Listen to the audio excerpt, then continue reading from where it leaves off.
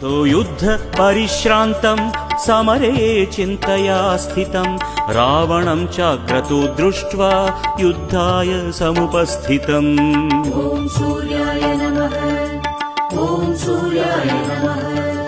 ततो युद्ध परिश्रान्तं समरे चिन्तया स्थितं रावणं चाग्रतो दृष्ट्वा युद्धाय समुपस्थितं दैवतैश्च समागम्य द्रष्टुमभ्यागतो रणम् उपागम्य ब्रवीद्रामम् अगस्त्यो भगवान् ऋषिः। ॐ सूर्याय नमः। आदित्याय नमः।